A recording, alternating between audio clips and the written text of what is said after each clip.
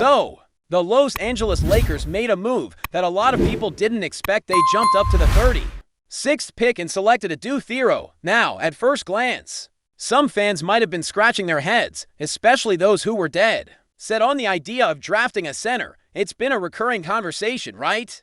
The Lakers needing size, needing someone to anchor the paint, but the truth is, there wasn't going to be a second-round pick who came in and instantly solved the Lakers' center issue.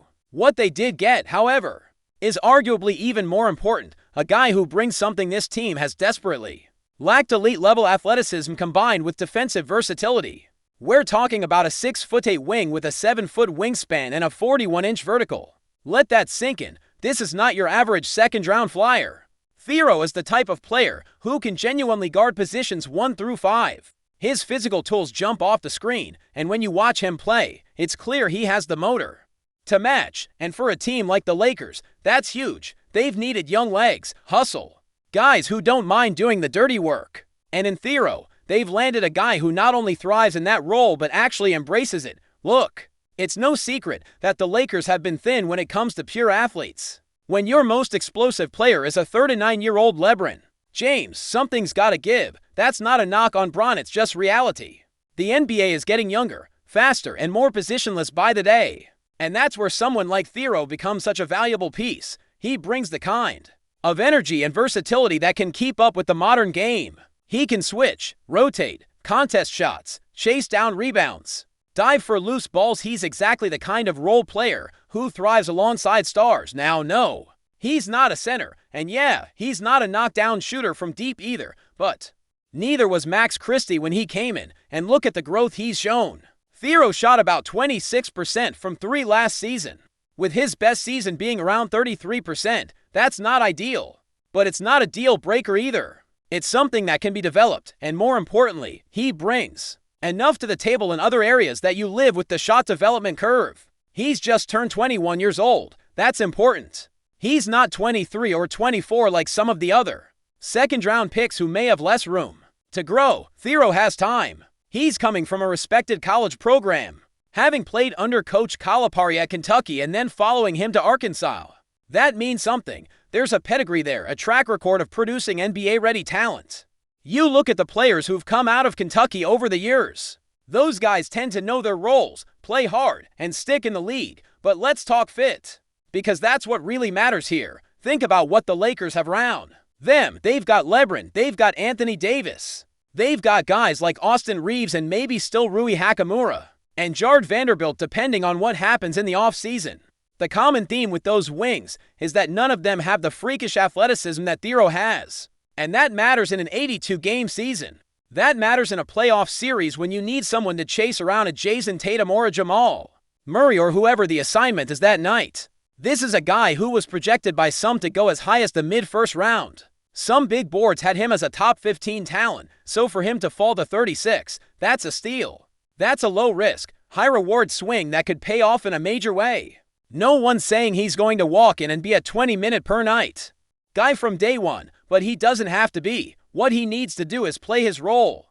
Be that guy who gets in for 15 minutes, locks in defensively, crashes the boards, brings energy off the bench, and makes an impact without needing the ball in his hands. And speaking of impact, his rebounding is legit. For a wing, he tracks the ball incredibly well. He's got that sixth sense for where the ball's going to bounce. And he's not afraid to mix it up inside. That kind of tenacity, that nose for the ball, that's rare. You watch him on film, and you see a guy who never stops moving. He's constantly active, whether it's cutting to the basket, rotating on defense, or diving for a loose ball. He's always in the mix. That's how you earn minutes on a team with championship aspiration. You want to know what his role looks like. Picture more athletic Jared Vanderbilt. Same defensive instincts, same energy, but with a little more vertical pop and, hopefully, a slightly better offensive ceiling. Vanderbilt's biggest weakness has always been finishing at the rim, and his jumper. Theo isn't perfect in those areas either, but he's shown flashes. He's a solid lob threat. You can put him in the dunker spot and let a guy like LeBron or D'Lo feed him easy looks. That alone makes him playable in certain lineups. And here's the kicker, his defensive numbers are really solid. He averaged just under 2 steals per game, which tells you he's not just athletic. He's got instincts. He knows how to disrupt passing lanes, how to get into his man's body without fouling, and how to rotate as the low man.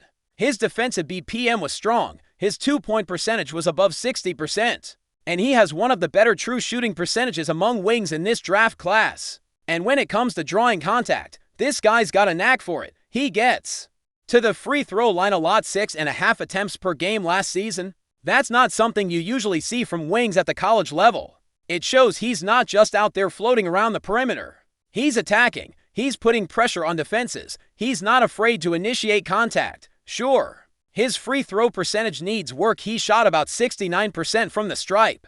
But that's fixable. If he gets that number into the mid-70s, you're looking at a real problem for defenses trying to slow him down. So yeah, he's got weaknesses. Every second-round pick does. He fouls a bit too much because he's aggressive. But I'll take that over a guy who plays passive any day of the week. You can teach a guy to dial it back. You can't teach someone to care, and Theo cares. He plays with purpose. He plays with grit, and that shows in the tape.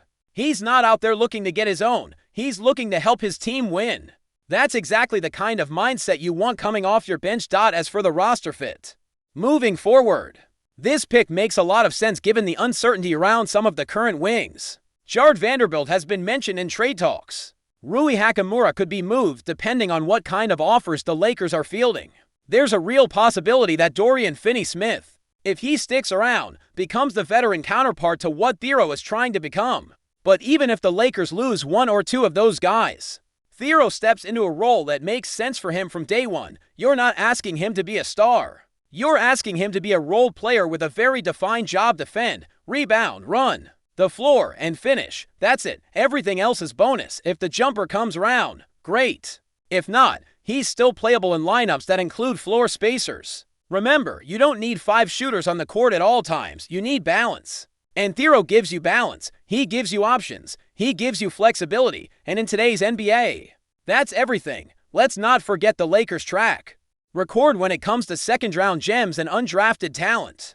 Their scouting department has been one of the best in the league at identifying value picks. Just look at the guys they've unearthed over the years: players like Alex Caruso, Austin Reeves, Thomas Bryant, Ivica Zubac. These aren't lottery guys, but they've carved out solid careers in the league. Many of them became playoff contributors. And when you look around the NBA right now, you see former Lakers making real noise on contending teams. The fact that Theo was even available at 36 says more about how unpredictable the draft can be than it does about his actual talent. This is a guy who could have easily gone in the top 20 and no one would have blinked. Instead, he slid, and the Lakers capitalized. Sometimes the board just falls your way, and when it does, smart teams take advantage. That's exactly what the Lakers did here. In his last collegiate season, Theo played 27 games, started 26 of them, and averaged about 27.5 minutes per game. He took 9 shots a night and hit over 54% from the field. His three-point numbers weren't pretty, just over 26%, on fewer than 2 attempts per game. But again, that's not why you're drafting him. You're drafting him for everything else. From 2-point range, he shot over 60%. That's elite efficiency inside the arc. His effective field goal percentage was nearly 57%. He pulled down 6 rebounds a night, including 2 on the offensive end. He chipped into assists, nearly to steals, 1 block, and scored 15 points per game. Those are real numbers, and they came in meaningful minutes, not garbage time. Before we continue, we ask that you leave a like and subscribe to the channel so you won't miss any exclusive Lakers updates. Moving on. There's been quite a buzz lately around the NBA, and whispers suggest that Michael Porter Jr. might be the newest piece the Los Angeles Lakers are eyeing to bolster their roster. While nothing official has been confirmed, sources close to the organization hint that talks could be heating up behind the scenes, and the Lakers could be making a move to bring the talented forward on board. Michael Porter Jr., known for his sharpshooting and scoring versatility, would fit perfectly with the Lakers' ongoing quest to reclaim their championship glory. After some injury-plagued seasons, Porter Jr. has shown flashes of brilliance that make him an intriguing option for any contender looking to add depth and offensive firepower. His ability to stretch the floor with a deadly 3-point shot and attack the rim could complement the Lakers' current stars, creating a more dynamic offensive system. Rumors have swirled about the Lakers' front office exploring various trades, and acquisitions this offseason, trying to piece together a squad capable of competing against powerhouse teams. In the Western Conference, the possibility of acquiring Porter Jr. has sparked excitement among fans who see him as a player with untapped potential, ready to make a significant impact if given the right opportunity. Porter Jr.'s journey in the league has been a roller coaster. Drafted as a promising talent, he faced setbacks due to injuries, but recent performances hint at a resurgence. Lakers insiders reportedly admire his scoring instincts and athleticism, believing he could be the missing puzzle piece in their offensive arsenal. The Lakers have historically been aggressive in pursuing players who can elevate the team's ceiling, and Porter Jr. fits that mold perfectly. Though these are still early days and no formal announcements have been made, the speculation around Porter Jr. joining the Lakers continues to gain traction. If the deal goes through, it could signal a strategic shift for the Lakers, aiming to blend veteran leadership with youthful energy and scoring prowess. It's the kind of move that could energize the locker room and give fans fresh hope for the upcoming season. As always, NBA trade rumors are a roller coaster ride filled with surprises, and only time will tell if Michael Porter Jr. will indeed become the latest Laker. For now, the buzz keeps building, and eyes remain glued to any official word from the Lakers front office. Will Porter Jr. be the spark that ignites the Lakers' championship ambitions once again? The possibilities are tantalizing, and the basketball world waits eagerly for what's next. Stay informed exclusively about Los Angeles Lakers news. Subscribe to our channel and hit the like button to keep receiving daily updates. Also, share your opinion on the news in the comments, as your contribution is crucial for the Lakers. Stay tuned for the next video.